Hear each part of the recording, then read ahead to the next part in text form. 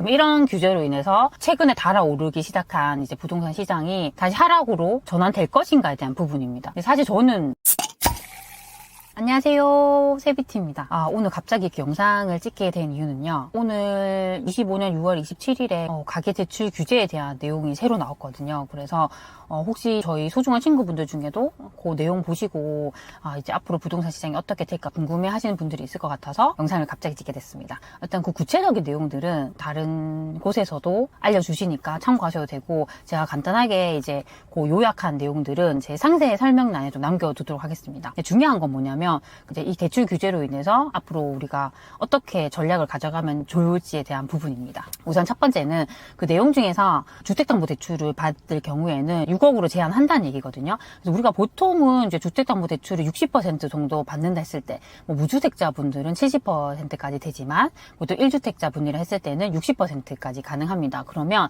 대략 10억 정도 되는 집을 살 수 있어요. 그러면 이제 내가 살 수 있는 게 10억 이상은 힘들어지기 때문에 이 10억 정도 되는 서울 수도권에 있는 아파트로 수요가 좀 쏠릴 수 있겠죠. 그러니까 그 얘기는 대략 뭐 10억 정도 된다 했을 때 뭐 20평대 기준으로 보면요, 거의 서울의 2급지 정도 됩니다. 성북구든 뭐 동대문구에도 일부 가능하고요, 뭐 은평구든 그런 동네인 거죠. 최근까지 흐름을 보면 거의 뭐 성동구나 마포나 뭐 영등포구, 뭐 광진구, 양천구 이렇게 2급지 이상인 곳들이 많이 올랐죠. 그럼 이제 이런 곳들을 살 수 없게 제한을 하다 보니까 그 밑에 있는 급지들로 확실히 흐름이 갈 수 있겠다라는 생각이 듭니다. 네, 두 번째 부분은요, 전세 끼고 매매, 뭐 갭 투자에 대한 내용이라 할 수 있는데요, 조건부 전세 대출을 제한한다는 내용입니다. 근데 이 부분은요, 이미 그 전에도 일부 은행에서 시행을 했다가 또 완화했다가 또 시행을 했다가 이제 이런 상황이에요. 이게 간단하게 좀 어떤 내용인지 말씀을 드리면, 우리가 보통 갭 투자라고 했을 때요, 우리가 처음에는 집을 파는 매도자와 계약을 하잖아요. 그리고 이 매매 당금과 전세 당금을 한 날 동시에 합니다. 그럼 그 사이에 세입자를 구해가지고 그 한 날에 세입자의 보증금 받아가지고 매매 당금을 치르는 형식으로 많이 했죠.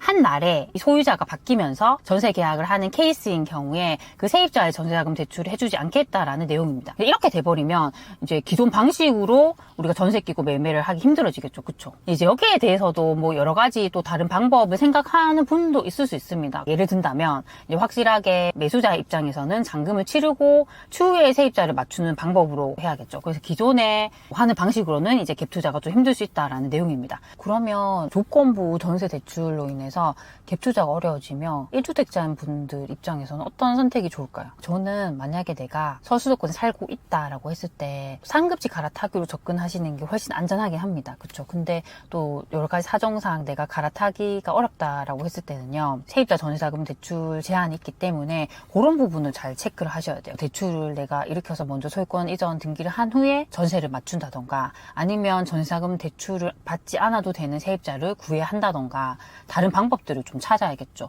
근데 이렇게 되면 조금 걱정이 되는 부분은, 안 그래도 지금 서울 수도권 같은 경우에 전세 매물이 많이 부족한 상황이거든요.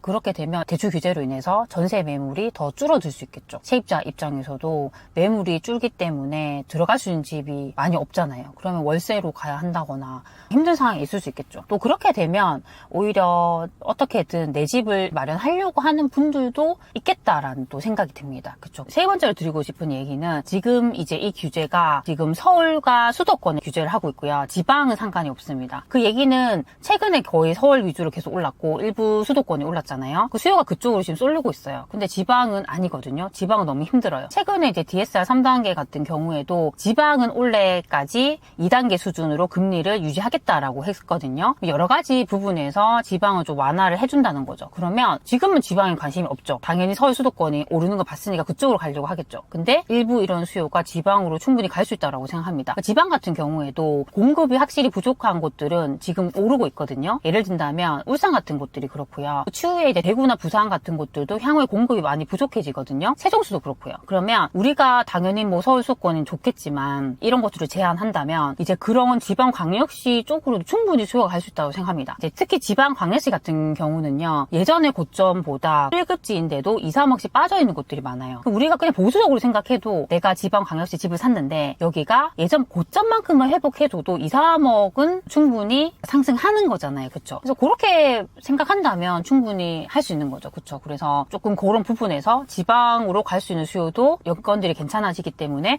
공급이 부족한 지방광역시로도 흐름이 갈 수 있겠다라는 생각이 듭니다. 두 번째로 말씀드리고 싶은 부분은 이런 규제로 인해서 최근에 달아오르기 시작한 이제 부동산 시장이 다시 하락으로 전환될 것인가에 대한 부분입니다. 사실 저는 그건 힘들다고 생각합니다. 왜냐하면 우리가 이제 부동산의 상승에 있어서 영향을 준 요인들이 이런 대출뿐만 아니라 정말 여러 가지 요인들이 영향을 주고요. 그런 것들보다 더 중요한 것들이 있어요. 그게 뭐냐면 그 도시의 내부적인 요인입니다. 내부적인 요인을 했을 때 공급, 미분양 같은 것들이 훨씬 더 영향을 많이 끼치게 됩니다. 만약 서울을 예로 든다 했을 때 서울이 향후에 공급이 더 많이 부족해져요. 내가 뭐 정말 새 아파트 사고 싶다 했을 때도 없어서 못 사게 되죠. 그러면 기존에 있는 것들에서 선택을 해야 되는데 사고 싶은 사람 많은데 공급이 적어지면 가격을 올릴 수밖에 없습니다. 그쵸? 근데 이게 서울뿐만 아니라 경기도에도 그런 곳들이 많고요. 지금 지방에도 그런 곳들이 많죠. 그래서 일시적으로는 주춤할 수 있지만 제가 봤을 때는 이것 때문에 가격이 하락으로 다시 조정이 되게 어렵다고 생각합니다. 그쵸? 한번 이 상승으로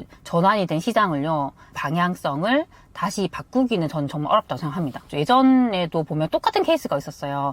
서울을 규제 지역으로 묶고 다른 곳들이 또 풍선 효과로 오르니까 경기도를 묶고 이제 지방광역시가 오르니까 지방광역시를 묶고 그러면 이제 이 유동성이 어디로 가냐면 지방소도시로 가죠. 그래서 결국에는 비규제 지역인 지방소도시까지 올랐다라는 거죠. 이제 그때 당시에는 뭐 지금보다 금리가 워낙 더 저렴했고 뭐 그런 유동성이 더 넘치긴 했지만 앞으로의 이제 시장의 모습도 비슷해질 수 있어요. 왜냐하면 금리가 여기서 더 올라가긴 어렵고 더 이제 내려갈 가능성이 많다라는 부분, 그리고 지금은 조금 정책적인 부분이나 그런 것들 봤을 때 뭐 추경을 또 할 것이고 돈을 좀 푸는 정책을 하게 되잖아요. 그렇게 되면 돈이 지금보다는 더 많이 흘러가게 되겠죠. 그쵸? 그럼 보통 우리가 이렇게 돈이 흘러가게 되면 보통은 자산 시장으로 많이 가요. 그걸로 이제 주식 시장으로 가고 부동산 시장으로 많이 가게 됩니다. 그쵸? 그러니까 그런 요인들이 앞으로 더 강해지기 때문에 이 대출 규제로 인해서 주춤할 수는 있지만 다시 하락하는 방향으로 가긴 어렵다라고 생각합니다. 네.